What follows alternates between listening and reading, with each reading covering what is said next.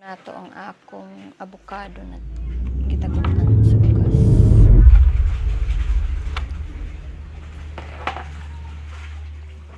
Hinog na ba siya?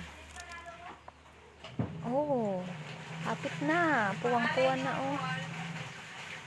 Hapit na siya mahinog. Oh, hinog na. Wala, hinog na siya. Isa.